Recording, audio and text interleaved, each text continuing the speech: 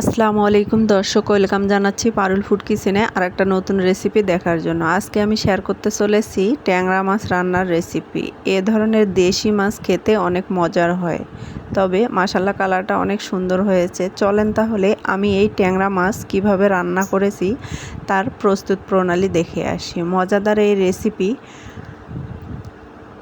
খেতে দারুণ লাগে, আপনারা ট্রাই করতে পারেন। আমি এখানে ট্যাংরা মাছ সুন্দর করে পরিষ্কার করে ধুয়ে নিয়েছি, সাথে শিং মাছও ছিল কয়েকটা, তাও এখানে দিয়ে নিয়েছি। সুন্দরভাবে পরিষ্কার করে নিয়েছি, ধুয়ে নিয়েছি। এখন আমি এখানে অল্প করে হলুদের গুঁড়া, লবণ এবং মরিচের গুঁড়া দিয়ে মাছটাকে ভালো করে মেখে কিছুক্ষণ রেখে দিব।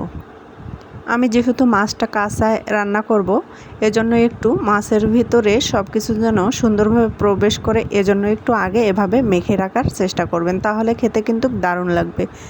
তো আমি কিন্তু মাছটা আজকে তেলে ভাজবো না, কাঁচায় রান্না করব, তেলে ভাজা ছাড়া। একবার আপনারা এভাবে ট্রাই করে দেখবেন, অসাধারণ লাগবে খেতে। তেলে ভেজে রান্না করে তো অনেকে খেয়েছেন অনেকভাবেই, এবার এইভাবে একবার ট্রাই করে দেখবেন, অসাধারণ লাগবে। আমি এখন কড়াই বসিয়ে দিয়েছি, পরিমাণ মতো রান্নার সয়াবিন তেল দিয়ে নিলাম। নেওয়ার পর এখন আমি এখানে পেঁয়াজ কুচি করে কেটে রেখেছিলাম, সেটা এখানে অ্যাড করে দিচ্ছি। আমি বেশ খানিকটা পেঁয়াজ অ্যাড করতেছি, আপনারা আপনাদের ইচ্ছা মতো অ্যাড করবেন, তবে এ ধরনের মাছ রান্না করলে পেঁয়াজ একটু বেশি করে অ্যাড করলে দারুণ লাগে। আমি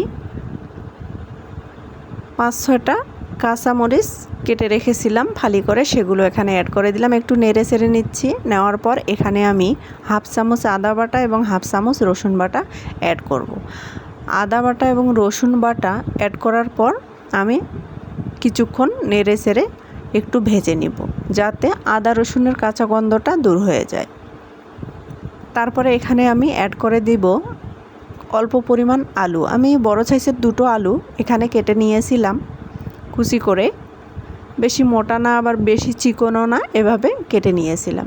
আপনারা চাইলে আলুটা স্কিপ করতে পারেন, তবে আলুটা দিয়ে যদি একবার রান্না করেন এ ধরনের মাছ, তো খেতে কিন্তু দারুণ লাগে। তো আমি পেঁয়াজ, আদা রসুনের সাথে এবং কাঁচামরিচের সাথে আলুগুলোকে ভেজে নিব, এজন্য আগাম আমি আলুগুলো অ্যাড করে দিলাম। এভাবে যদি আলুগুলো অ্যাড করে নেই, তো পেঁয়াজ ভাজাও হয়ে যাবে, আমার আলুটাও ভেজে নেওয়া হয়ে যাবে, একসঙ্গেই হয়ে যাবে এবং তাড়াতাড়ি রান্নাটা হয়ে যাবে। এখন এখানে আমি অ্যাড করে দিব হাফ চামচ হলুদের গুঁড়া এবং হাফ চামচের একটু বেশি লাল মরিচের গুঁড়ো। আপনারা ঝাল যেরকম খেতে পছন্দ করেন সেরকম অ্যাড করে নেবেন, আমি আমার মতো করে অ্যাড করে নিলাম। এখন এখানে আমি সব কিছু মিক্সড করে নিচ্ছি। তারপর এখানে আমি অ্যাড করে নিব হাফ চামচ জিরার গুঁড়া, নিয়ে মশলাটা ভালোভাবে কষিয়ে নেব। এ পর্যায়ে এসে যদি আপনারা মশলাটা ভালোভাবে আলুর সাথে কষিয়ে নেন, তাহলে কিন্তু আলুটা খেতেও দারুণ লাগবে এবং মাছের তরকারিটাও অসাধারণ লাগবে। আমি এখানে অ্যাড করে নিলাম লবণ স্বাদ মতো। আমি কিন্তু মাছে লবণ দিয়েছিলাম, এখানে অল্প পরিমাণ লবণ অ্যাড করে নিলাম। তারপরে জিরার গুঁড়া অ্যাড করে নিলাম। এখন মশলাটাকে ভালোভাবে ভেজে নিচ্ছি আলুগুলোর সাথে। এ পর্যায়ে মশলাটা একটু ভালোভাবে কষিয়ে নেওয়ার চেষ্টা করবেন। কষিয়ে নিয়ে আমি এখানে অল্প পরিমাণ পানি অ্যাড করে দিব, আলুটা যাতে আগাম একটু সিদ্ধ হয়ে আসে, কারণ এই ট্যাংরা মাছ সিদ্ধ হতে বেশিক্ষণ সময় লাগে না, এজন্য আলুটা একটু বেশি সময় লাগে। এজন্য একটু ভেজে নিয়ে অল্প পরিমাণ পানি দিয়ে আলুটাকে একটু হালকাভাবে সিদ্ধ করে নিব। নেওয়ার পর মশলাটাও আমার সুন্দরভাবে কষানো হবে, আলুও সিদ্ধ হয়ে আসবে। তারপর আমি এখানে মাছটা অ্যাড করে দিব। মাছটা যে আগে থেকে লবণ, হলুদ, মরিচের গুঁড়া অ্যাড করে রেখেছিলাম, সেই মাছটা এখানে অ্যাড করে দিব।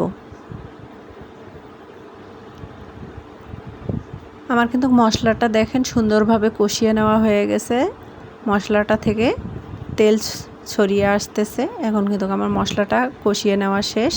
এখন এখানে আমি আগে থেকে যে মাছটা লবণ, হলুদ, মরিচের গুঁড়া দিয়ে মেখে রেখেছিলাম, সেটা এখানে অ্যাড করে দিলাম। এখন আলু এবং মশলাগুলোর সাথে মাছটা সুন্দরভাবে নেড়ে চেড়ে নিব। এই মাছটা রান্না হওয়ার পর নাড়াচাড়া করলে ভেঙে যাবে। এ পর্যায়ে যদি নাড়াচাড়া করেন তাহলে কিন্তু মাছটা ভেঙে যাবে না। এ পর্যায়ে এসে একটু ভালোভাবে এভাবে নেড়ে চেড়ে নিব। নেওয়ার পর বেশ কিছুক্ষণ একটু ভেজে নিব। নেওয়ার পর আমি এখানে অল্প পরিমাণ পানি অ্যাড করে দিব, দিয়ে 3 মিনিটের মতো কুক করে নিব। তাহলে কিন্তু আমার রান্নাটা অলরেডি ডান হয়ে যাবে। আমার এই সিম্পল রেসিপিগুলো যদি আপনাদের ভালো লেগে থাকে তাহলে লাইক কমেন্ট শেয়ার করবেন আর আমার চ্যানেলটি সাবস্ক্রাইব করবেন। আমার চ্যানেলটি সাবস্ক্রাইব করে তার পাশে থাকা বেল বাটনটি অন করবেন প্লিজ, যাতে আমি নতুন ভিডিও ছাড়ার সাথে সাথে আপনাদের কাছে পৌঁছে যায়। আর যারা ফেসবুক থেকে দেখতেছেন তারা ফলো দিবেন, লাইক কমেন্ট শেয়ার করবেন। এ ধরনের রেসিপি পেতে আমার চ্যানেলটি অবশ্যই সাবস্ক্রাইব করবেন এবং অবশ্যই একটা লাইক দিবেন, কারণ আপনার একটা লাইক আমাকে এগিয়ে যাওয়াতে অনেক সাহায্য করবে। তাই প্লিজ একটা লাইক দিবেন। দেখেন মাশাল্লাহ অনেক সুন্দর কালার এখনই এসে গেছে। এখনও কিন্তু আমার রান্নাটা হয়নি, তাতেই দেখেন মাশাল্লাহ সুন্দর একটা কালার এসেছে, তাই না বন্ধুরা? এখন আমি পানি অ্যাড করে দিয়ে 3 মিনিট কুক করে নিব ঢাকনা দিয়ে। তাহলে কিন্তু আমার রান্নাটা হয়ে যাবে। তারপর আপনাদের পরিবেশন করে দেখাবো যে কতটা মজার ছিল এবং কতটা কালারফুল ছিল এই ট্যাংরা মাছ রান্নার রেসিপি। এটা কিন্তু দেশি ট্যাংরা মাছ। ট্যাংরা মাছের সাথে কিছু শিং মাছও অ্যাড করা ছিল আমার। তো এভাবে রান্না করলে কিন্তু ভালোই লাগে, একবার খেয়ে দেখবেন। এই মাছটা কিন্তু দেশি মাছ, নদীর মাছ। এই মাছ অনেক মজার হয়।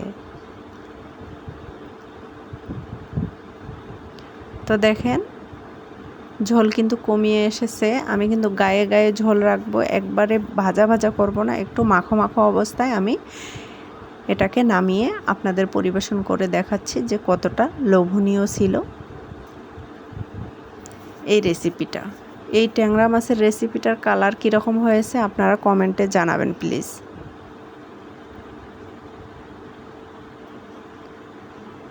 এখন আপনাদের পরিবেশন করে দেখাচ্ছি যে দেখেন কতটা লোভনীয় ছিল এই ট্যাংরা মাছের ঝোল রেসিপিটা। ভালো থাকবেন, সুস্থ থাকবেন, আমার জন্য দোয়া করবেন। আর একটা নতুন রেসিপি নিয়ে আমি আপনাদের সামনে আসব ইনশাআল্লাহ। এ পর্যন্ত আপনারা আপনাদের পরিবারকে নিয়ে ভালো থাকবেন, সুস্থ থাকবেন, আমার জন্য দোয়া করবেন। আল্লাহ হাফেজ।